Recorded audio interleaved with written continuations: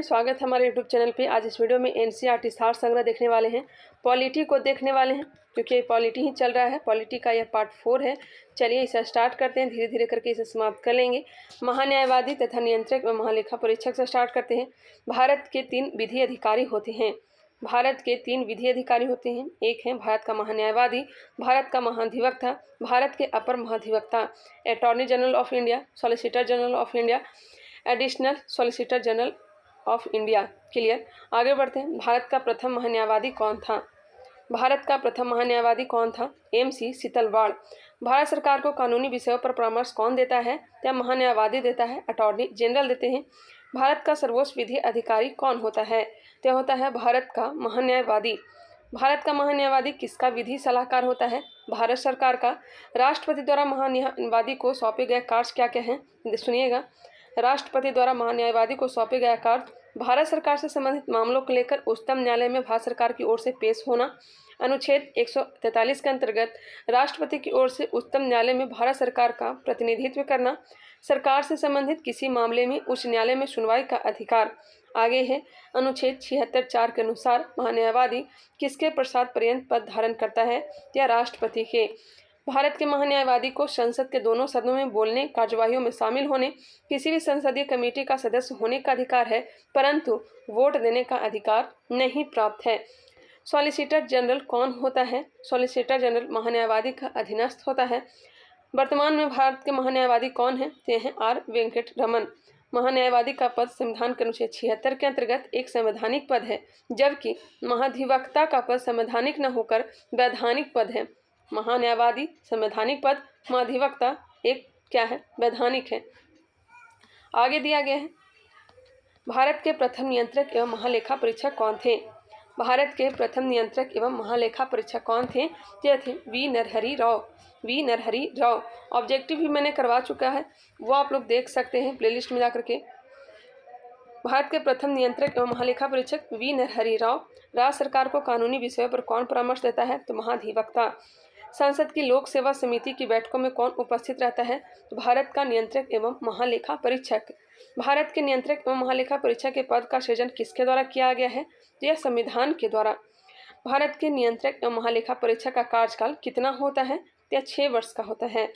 भारत का नियंत्रक एवं महालेखा परीक्षक किसका मार्गदर्शक होता है? यह मार्गदर्शक होता है लोक लेखा समिति का।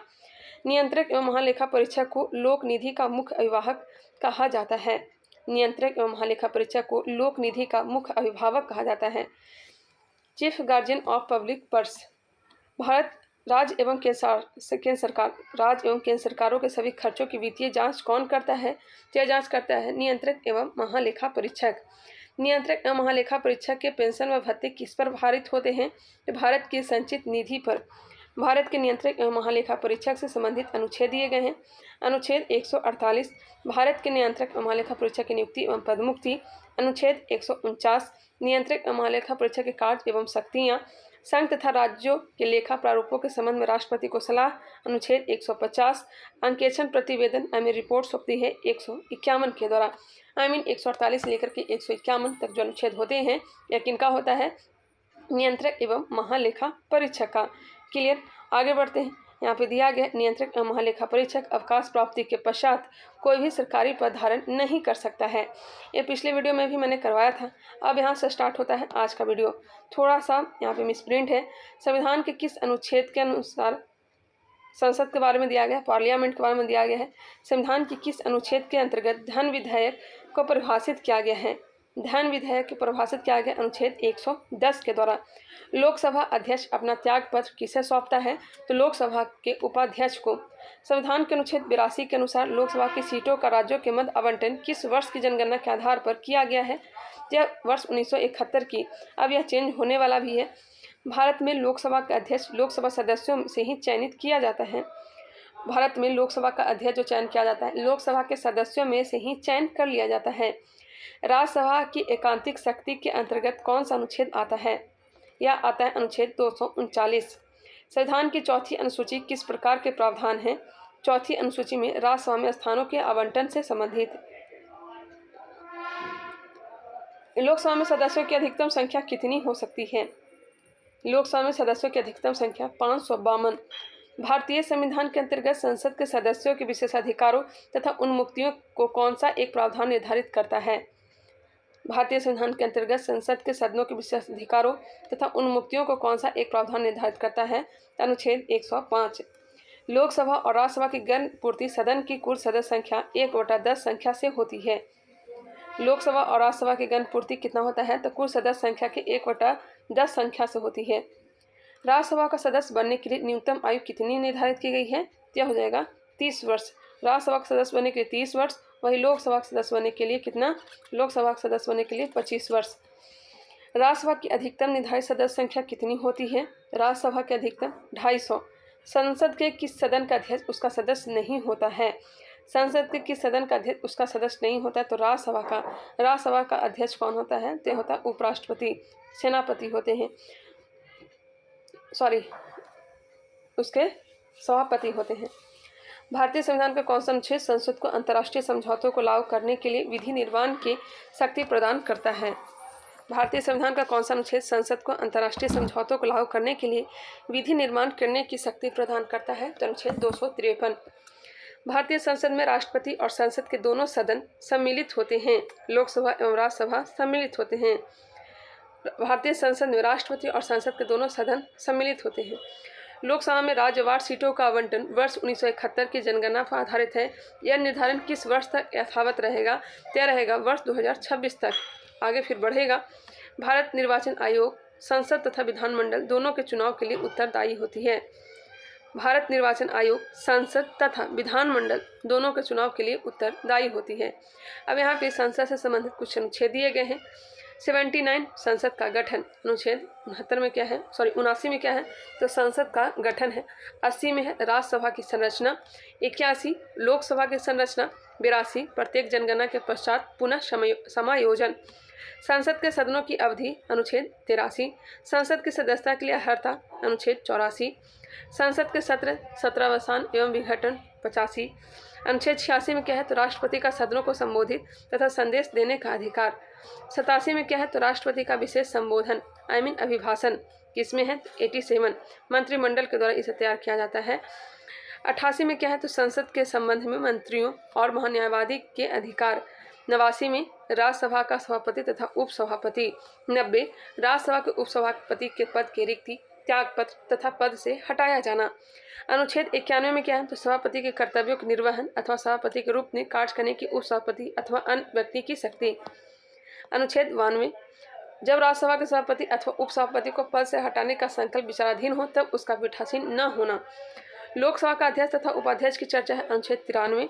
लोकसभा का अध्यक्ष तथा उपाध्यक्ष पद की रिक्ति, त्यागपद तथा पद से हटाया जाना 94 में वर्णन है।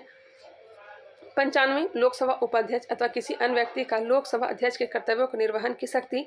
96 में है जब लोकसभा अध्यक्ष अथवा उपाध्यक्ष को पद से हटाने का संकल्प विचाराधीन हो तब उसका पीठासीन न होना। 97 में है सभापति व उपसभापति तथा अध्यक्ष व उपाध्यक्ष के वेतन और भत्ते। संसद के सचिवालय का वर्णन है, अनुच्छेद 98 में।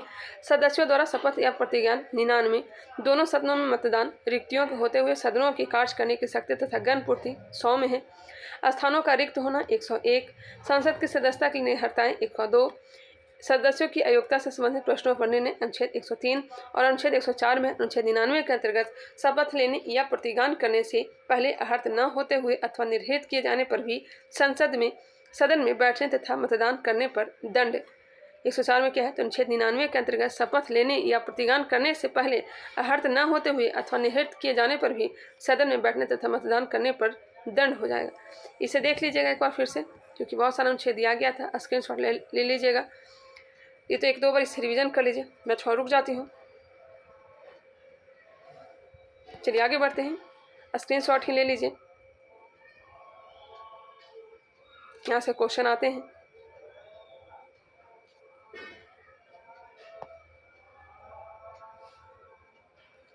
चलिए आगे बढ़ते हैं। आगे है लोकसभा के सदस्यों की संख्या 525 से बढ़ाकर 545 की संविधान संशोधन द्वारा कर दी गई। 525 से बढ़ा करके 545 की संविधान संशोधन के द्वारा कर दिया गया है। तो 31वां संविधान संशोधन के द्वारा लोकसभा को कार्यकाल पूरा होने से पहले किसके द्वारा भंग किया जा सकता है? लोकसभा को कार्यकाल पूरा होने के पहले किसके द्वारा भंग किया जा सकता है? तो प्रधानमंत्री की अनुशंसा पर राष्ट्रपति के द्वारा। किस राज्य में लोकसभा में अनुसूचित जनजातियों के लिए सर्वाधिक सीटें आरक्षित हैं? किस राज्य में लोकसभा में अनुसूचित जनजातियों के लिए सर्वाधिक सीटें आरक्षित हैं? क्या हो जाएगा? मध्य प्रदेश, 6 सीटें। यहाँ पे 6 दिया गया है, पता नहीं सीट है क्या है। लोकसभा का कार्यकाल आपातकाल की घोषणा के दौरान एक बार में 1 वर्ष तक के लिए बढ़ाया जा सकता है। लोकसभा का कार्यकाल आपातकाल की घोषणा के दौरान एक बार में 1 वर्ष तक के लिए बढ़ाया जा सकता है। लोकसभा में 2 आंग्ल भारतीय सदस्य कौन मनोनीत करता है? तो भारत का राष्ट्रपति। 104वें संविधान संशोधन अधिनियम 2019 के द्वारा आंग्ल भारतीय समुदाय से संबंधित व्यवस्था को निर्धारित तिथि 25 जनवरी 2020 से आगे नहीं बढ़ाया गया है। लोकसभा चुनाव में निर्वाचित होने के लिए किसी व्यक्ति की न्यूनतम आयु कितनी निर्धारित की गई है? क्या 25 वर्ष। लोकसभा और राज्यसभा के सर्वाधिक प्रतिनिधि भारत के किस राज्य से आते हैं? उत्तर प्रदेश से। उत्तर प्रदेश के पश्चात लोकसभा में सर्वाधिक सीटें किस राज्य से आते हैं? तो महाराष्ट्र में 48 सीटें। राज्यसभा एक अस्थायी सदन है क्योंकि इसे विघटित समाप्त नहीं किया जा सकता है। राज्यसभा एक अस्थायी सदन है। क्षेत्रफल की दृष्टि से सबसे बड़ा लोकसभा निर्वाचन क्षेत्र कौन सा है? क्षेत्रफल की दृष्टि से सबसे बड़ा लोकसभा निर्वाचन क्षेत्र लद्दाख है। भारत की संचित निधि पर भारित व्यय कौन कौन सा है, उसे देखेंगे। भारत के संचित निधि से किसे वेतन दिया जाता है? तो राष्ट्रपति के वेतन भत्ते व उनसे संबंधित अन्य व्यय जो राष्ट्रपति के वेतन भत्ते एवं उनसे संबंधित अन्य व्यय जो है यह संचित निधि से ही दिया जाता है।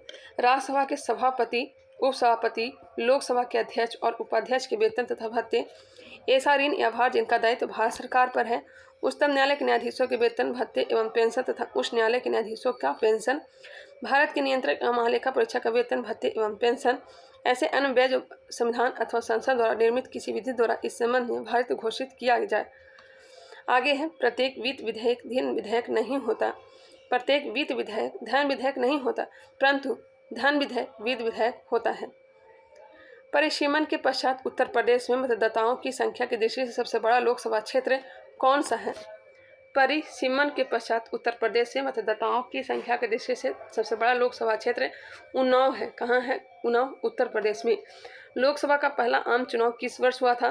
तो 25 अक्टूबर 1951 से लेकर के 51 से 21 फरवरी 1952 के मध्य लोकसभा का पहला आम चुनाव 25 अक्टूबर 1951 से लेकर के 21 फरवरी 1952 के मध्य। यदि लोकसभा के सभी सदस्य बहुमत से संकल्प पारित कर दे तो लोकसभा अध्यक्ष को उसके कार्यकाल की समाप्ति के पूर्व उसके पद से हटाया जा सकता है। एक वर्ष में लोकसभा के कम से कम कितने सत्र बुलाए जाते हैं? तो यह हो जाएगा 2। एक वर्ष में लोकसभा के कम से कम कितने सत्र बुलाए जा सकते हैं? तो 2 बुलाए जा सकते हैं। लोकसभा में बिहार को आवंटित सीटें किन 2 राज्यों को आवंटित सीटों के योग के बराबर है? तो छत्तीसगढ़ तथा मध्य प्रदेश। राज्यसभा के सदस्य का कार्यकाल कितने वर्ष का होता है? राज्यसभा के सदस्यों का कार्यकाल होता है 6 वर्ष का। प्रोटेम स्पीकर की नियुक्ति राष्ट्रपति द्वारा की जाती है तथा उसका कर्तव्य नव निर्वाचन लोकसभा सदस्यों को शपथ दिलाना है। लोकसभा अध्यक्ष अपने निर्णायक मत का प्रयोग कब करता है? लोकसभा अध्यक्ष अपने निर्णायक मत का प्रयोग कब करता है? किसी विधेयक या प्रस्ताव के पक्ष एवं विपक्ष में बराबर मत होने की स्थिति में। लोकसभा के प्रथम अध्यक्ष कौन थे? ये थे जीवी मावलंकर। लोक लेखा समिति नियंत्रक एवं महालेखा परीक्षक की रिपोर्ट की जांच करती है तथा उस पर अंतिम रिपोर्ट तैयार करके संसद के पटल पर रखती है। लोक लेखा समिति नियंत्रक एवं महालेखा परीक्षक की रिपोर्ट की जांच करती है तथा उस पर अंतिम रिपोर्ट तैयार करके संसद के पटल पर रखती है। लोक लेखा समिति की स्थापना 1921 में की गई थी। इसमें 15 लोकसभा से सदस्य होते हैं और 7 राज्यसभा से टोटल सदस्य 22 होते हैं। प्राक्कलन समिति का कार्यकाल कितना होता है? तो 1 वर्ष का होता है। प्राक्कलन समिति की स्थापना 1950 में की गई थी। राज्यसभा के सदस्य किसके द्वारा चुने जाते हैं? राज्यसभा के सदस्य किसके द्वारा चुने जाते हैं? तो राज्यों के विधानसभाओं के द्वारा। विशेषाधिकार समिति में दोनों सदनों से कुल कितने सदस्य होते हैं? विशेषाधिकार समिति में 25 सदस्य होते हैं। लोकसभा से 15 और 10 राज्यसभा से होते हैं। संसद में सरकारी विधेयक मंत्री द्वारा जबकि गैर सरकारी विधेयक मंत्री के अतिरिक्त किसी भी सदस्य द्वारा प्रस्तुत किया जा सकता है। संसद में सरकारी विधेयक मंत्री के द्वारा जबकि गैर सरकारी विधेयक मंत्री के अतिरिक्त किसी भी सदस्य द्वारा प्रस्तुत किए जा सकते हैं। आगे है, राष्ट्रपति द्वारा राज्यसभा में कितने व्यक्ति मनोनीत किए जाते हैं? राष्ट्रपति द्वारा राज्यसभा में कितने व्यक्ति मनोनीत किए जाते हैं? तो हो जाएगा 12। राज्यसभा के लिए नामांकित होने वाली प्रथम अभिनेत्री कौन थी? क्या थी? नरगिस दत्त राज्यसभा सदस्य थी 1980 से 86। राज्यसभा के लिए नामांकित होने वाली प्रथम अभिनेत्री नरगिस दत्त थी। लोकसभा की प्रथम महिला अध्यक्ष कौन थी? मीरा कुमार 4 जून 2009 से 4 जून 2014 तक। राज्य विधानसभा में कोई भी धन विधेयक राज्य के राज्यपाल की संस्तुति के बिना या अनुमति के बिना प्रस्तुत नहीं किया जा सकता है। राज्य विधानसभा में कोई भी धन विधेयक राज्य के राज्यपाल की संस्तुति के बिना या अनुमति के बिना प्रस्तुत नहीं किया जा सकता है। वे प्रथम लोकसभा अध्यक्ष कौन थे जिनके विरुद्ध लोकसभा में अविश्वास प्रस्ताव लाया गया था? क्या लाया गया था? GV मावलंकर। लोकसभा का सचिवालय किसके नियंत्रण में होता है? लोकसभा का सचिवालय किसके नियंत्रण में? लोकसभा के अध्यक्ष है। भारतीय राजनीतिक व्यवस्था में कौन सर्वोच्च है? भारतीय राजनीतिक व्यवस्था में कौन सर्वोच्च है? यह हो जाएगा संविधान। भारत की संचित निधि पर कौन सा व्यय भारित नहीं होता? भारत की संचित निधि पर कौन सा व्यय भारित नहीं होता? तो भारत के प्रधानमंत्री के वेतन और भत्ते। आगे दिया गया है, धन विधेयक संसद के किस सदन में पुनः स्थापित किया जा सकता है? केवल लोकसभा में। धन विधेयक केवल लोकसभा में। धन विधेयक राज्य विधानमंडल के किस सदन में प्रस्तुत किया जा सकता है? तो केवल विधानसभा में। बजट की रूपरेखा किस विभाग के द्वारा तैयार की जाती है? तो आर्थिक कार्य विभाग के द्वारा बजट की रूपरेखा तैयार की जाती है। करों और सरकारी कामकाज के निर्वाह में हुई अन्य प्राप्तियों से संघीय सरकार को प्राप्त होने वाली राजस्व किस निधि में जमा होता है? तो भारत की संचित निधि में। आर्थिक सर्वेक्षण प्रतिवर्ष संसद में कब प्रस्तुत किया जाता है? आर्थिक सर्वेक्षण प्रतिवर्ष संसद में कब प्रस्तुत किया जाता है? तो आगामी वर्ष के बजट के प्रस्तुतिकरण से पूर्व। कोई विधेयक धन विधेयक है अथवा नहीं, इसका निर्णय कौन करता है? तय करता है लोकसभा के अध्यक्ष। भारत की संचित निधि से धन निकालने के लिए संसद का अनुमोदन अनिवार्य है। भारत के संचित निधि से अगर धन निकालना हो तो संसद का अनुमोदन अनिवार्य होना चाहिए। लेखानुदान संघ सरकार को किस प्रकार की अनुमति प्रदान करता है? वोट ऑन अकाउंट लेखानुदान संघ सरकार को किस प्रकार की अनुमति प्रदान करता है? तो निश्चित अवधि के लिए भारतीय संचित निधि से धन निकालने की। निश्चित अवधि के लिए भारतीय संचित निधि से धन निकालने की। आगे है साधारण विधेयक एवं धन विधेयक में तुलना। साधारण विधेयक सुनिएगा, बहुत छोटा छोटा दिख रहा होगा। साधारण विधेयक और धन विधेयक में क्या अंतर है? तो साधारण विधेयक को सुनिएगा, इसे लोकसभा या राज्यसभा में कहीं भी प्रस्तावित किया जा सकता है। साधारण विधेयक को लोकसभा या राज्यसभा में कहीं में भी प्रस्तावित किया जा सकता है, जबकि धन विधेयक को केवल और केवल लोकसभा में ही प्रस्तावित किया जा सकता है। साधारण विधेयक इसे मंत्री अथवा गैर सरकारी सदस्य दोनों द्वारा प्रस्तुत किया जा सकता है। साधारण विधेयक को मंत्री अथवा गैर सरकारी सदस्य द्वारा प्रस्तुत किया जा सकता है, जबकि धन विधेयक को केवल सरकार के किसी मंत्री द्वारा ही प्रस्तुत किया जा सकता है। आगे है साधारण विधेयक के बारे में। इस सदन में प्रस्तुत करने से पूर्व राष्ट्रपति की अनुमति आवश्यक नहीं है। साधारण विधेयक को प्रस्तुत करने से पूर्व राष्ट्रपति की अनुमति आवश्यक नहीं है। वही धन विधेयक के बारे में दिया गया है, इसे सदन में राष्ट्रपति की संस्तुति से ही पुनः स्थापित किया जा सकता है। नेक्स्ट है साधारण विधेयक, इसे राज्यसभा द्वारा संशोधित या अस्वीकृत किया जा सकता है। इसे राज्यसभा तथा संशोधित या अस्वीकृत किया जा सकता है, जबकि धन विधेयक को राज्यसभा द्वारा संशोधित या अस्वीकृत नहीं किया जा सकता है। नेक्स्ट है राज्यसभा अधिकतम 6 माह के लिए रोक सकता है। साधारण विधेयक को राज्यसभा अधिकतम 6 माह के लिए रोक सकता है, जबकि इसे राज्यसभा अधिकतम 14 दिन के लिए ही रोक सकता है। धन विधेयक को राज्यसभा केवल 14 दिनों के लिए रोक सकता है। आगे है साधारण विधेयक, इसे राज्यसभा में भेजने के लिए लोकसभा अध्यक्ष के द्वारा प्रमाणित किए जाने की आवश्यकता नहीं होती है। वहीं इसे लोकसभा अध्यक्ष के द्वारा धन विधेयक के रूप में प्रमाणित किए जाने की आवश्यकता होती है। आगे है दोनों सदनों में असहमति की स्थिति में राष्ट्रपति दोनों सदनों की संयुक्त बैठक बुला सकता है। इसे दोनों सदनों में पारित होने के बाद राष्ट्रपति के हस्ताक्षर के लिए भेजा जाता है साधारण विधेयक को। वहीं इसमें दोनों सदनों के बीच असहमति का कोई अवसर ही नहीं होता, इसलिए संयुक्त बैठक का कोई प्रावधान नहीं है। इसे केवल लोकसभा से पारित होने के बाद राष्ट्रपति के हस्ताक्षर के लिए भेजा जाता है धन विधेयक को। यह विधेयक लोकसभा में अस्वीकृत होने पर सरकार को त्यागपत्र देना पड़ सकता है। साधारण विधेयक यदि इसे मंत्री ने प्रस्तुत किया हो। और वही धन विधेयक की बात की जाए तो विधेयक लोकसभा में अस्वीकृत होने पर सरकार को त्यागपत्र देना पड़ता है। आगे है साधारण विधेयक, इसे राष्ट्रपति द्वारा स्वीकृत या अस्वीकृत किया जा सकता है अथवा पुनर्विचार के लिए भेजा जा सकता है। वहीं धन विधेयक इसे राष्ट्रपति द्वारा स्वीकृत या अस्वीकृत किया जा सकता है, परंतु पुनर्विचार के लिए नहीं लौटाया जा सकता है। एक बार इसे अपना देख लीजिएगा, स्क्रीनशॉट ले लीजिए।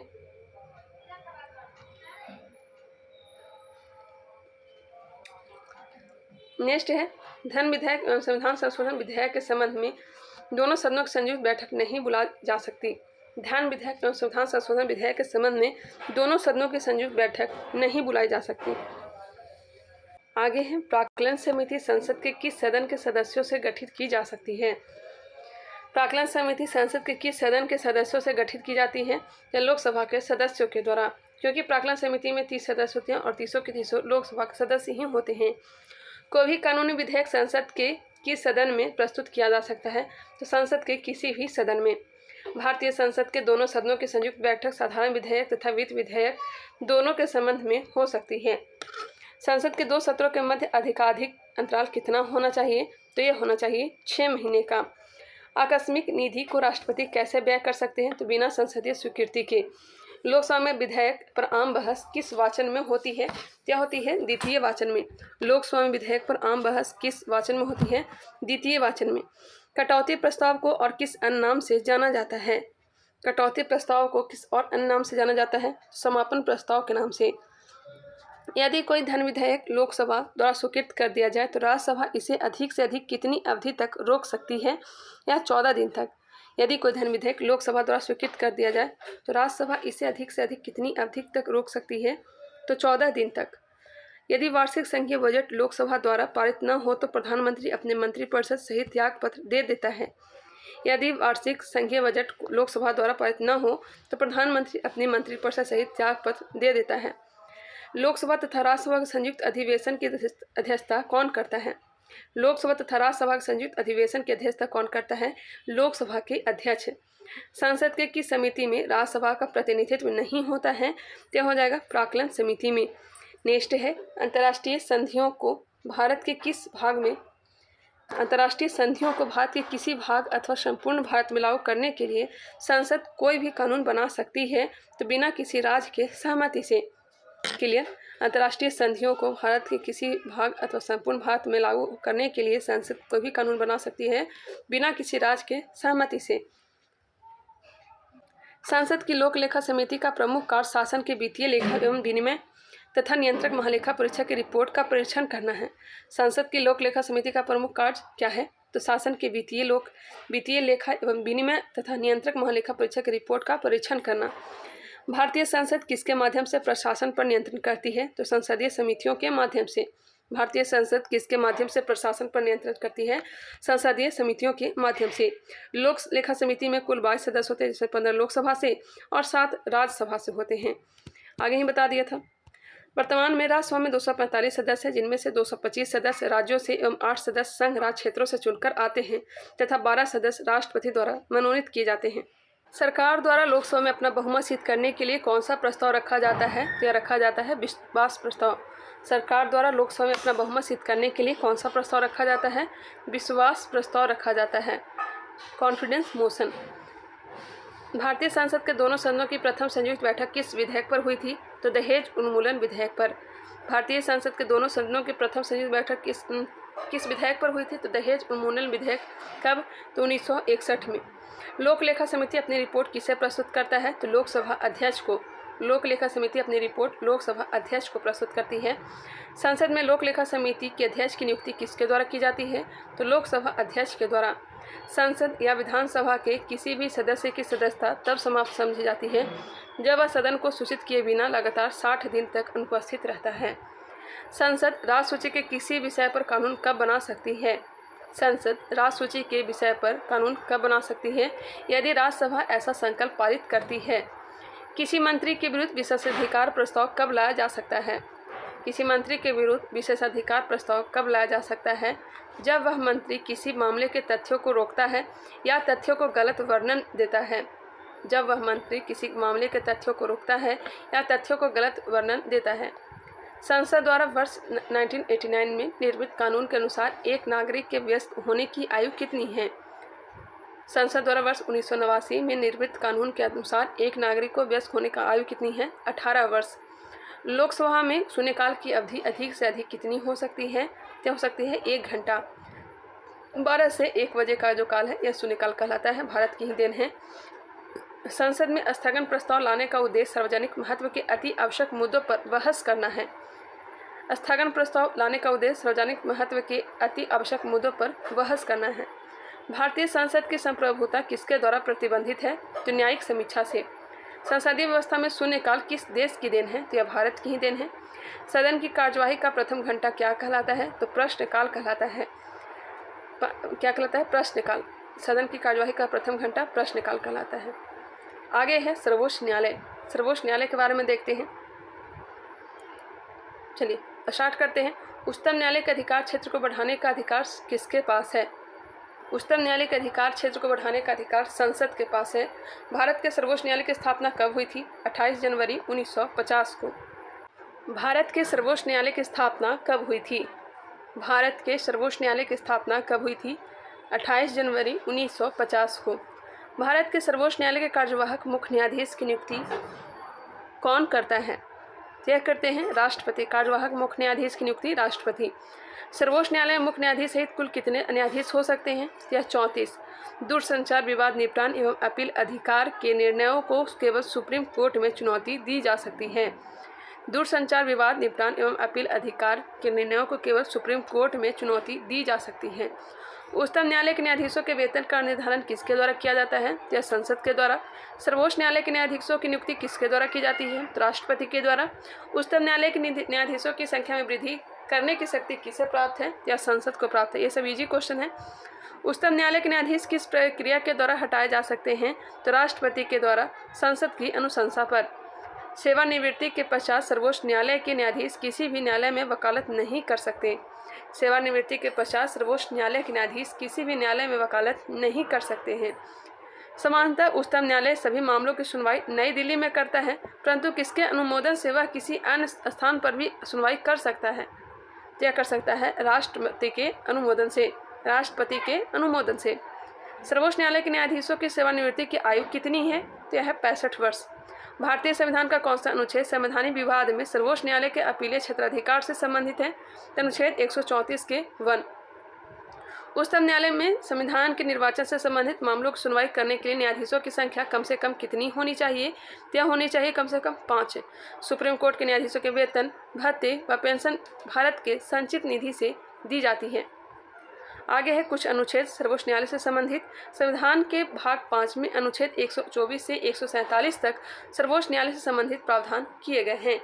अनुच्छेद 124 में सर्वोच्च न्यायालय की स्थापना एवं गठन संबंधी प्रावधान है। 126 के अंतर्गत कार्यकारी मुख्य न्यायाधीश की नियुक्ति। 127 में है तदर्थ न्यायाधीशों की नियुक्ति। 128 सेवानिवृत्ति न्यायाधीशों को सर्वोच्च न्यायालय की बैठकों में उपस्थित होने के लिए बुलाया जा सकता है। अनुच्छेद 129 उच्चतम न्यायालय को अभिलेख न्यायालय घोषित करता है। उच्चतम न्यायालय एक अभिलेख न्यायालय है, यह कहा गया है अनुच्छेद 129 में। 128 में सेवानिवृत्त न्यायाधीशों को फिर से बुलाया जाना। सेवानिवृत्त न्यायाधीशों को सर्वोच्च न्यायालय की बैठक में उपस्थित होने के लिए बुलाया जा सकता है। 127 में हमने क्या देखा? तो तदर्थ न्यायाधीश।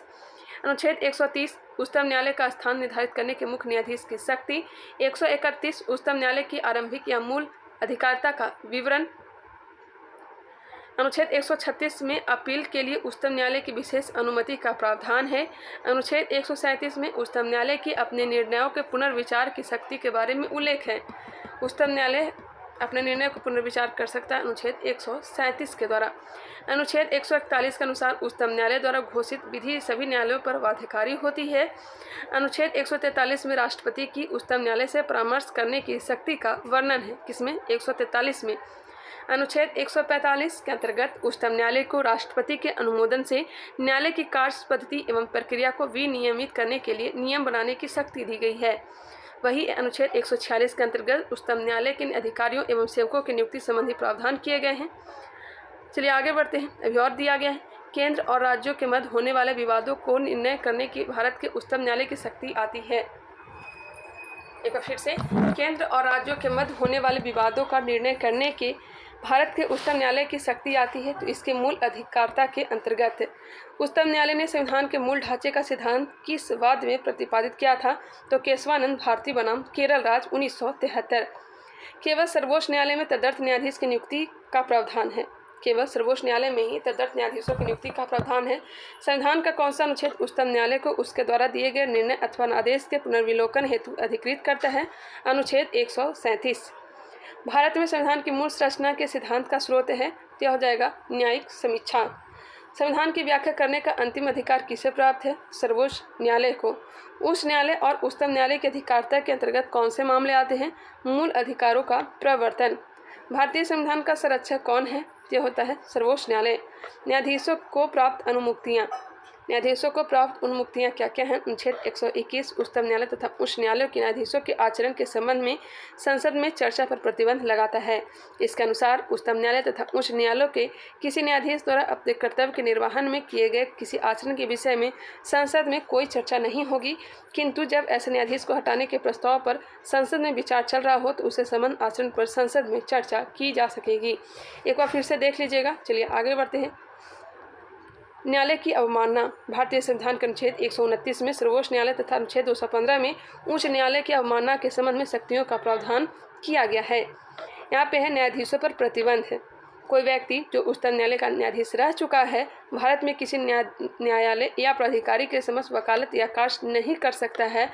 अनुच्छेद 124(7) के द्वारा मूल अधिकारों के उल्लंघन के विरुद्ध उच्चतम न्यायालय में अनुच्छेद 32 तथा उच्च न्यायालय में 226 के तहत रीट जारी की जाती है।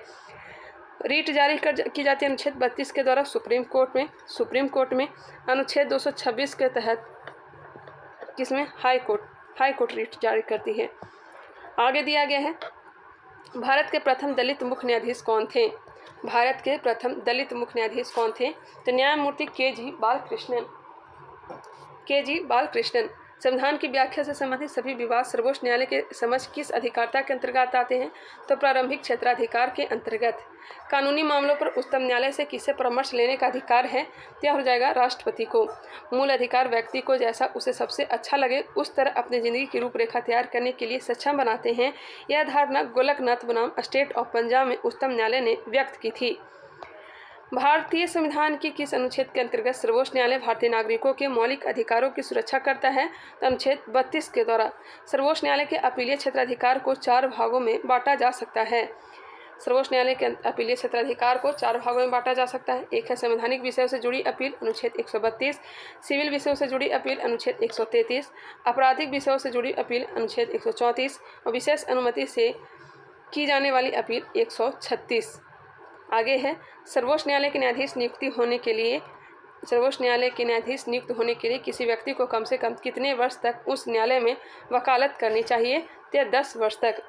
न्यायिक पुनर्विलोकन का अर्थ यह है कि सर्वोच्च न्यायालय राज्य के ऐसे कानून जो संविधान के विपरीत हो उसे असंवैधानिक घोषित कर सकता है। भारत के न्यायालयों में से किसे या किन्हें अभिलेख न्यायालय माना जाता है? तो उच्चतम न्यायालय और उच्च न्यायालय और उच्चतम न्यायालय, हाई कोर्ट और सुप्रीम कोर्ट दोनों को। लोकहितवाद PIL की संकल्पना का उद्गम किस देश से हुआ था? लोकहितवाद PIL की संकल्पना संयुक्त राज्य अमेरिका से उद्गम हुआ है। भारत का सर्वोच्च न्यायालय एक अभिलेख न्यायालय है। इसके सभी निर्णयों का साक्ष्यात्मक मूल्य होता है और इस पर किसी भी न्यायालय में प्रश्न चिन्ह नहीं लगाया जा सकता है। आगे दिया गया है राज्यपाल के बारे में, इसे हम लोग अगले वीडियो में देखने वाले हैं। आई होप ये वीडियो पसंद आया होगा। धीरे धीरे करके इसे कंप्लीट करेंगे। साइंस को भी हम लोग स्टार्ट करने वाले हैं। चलिए मिलते हैं नेक्स्ट वीडियो में, तब तक के लिए धन्यवाद।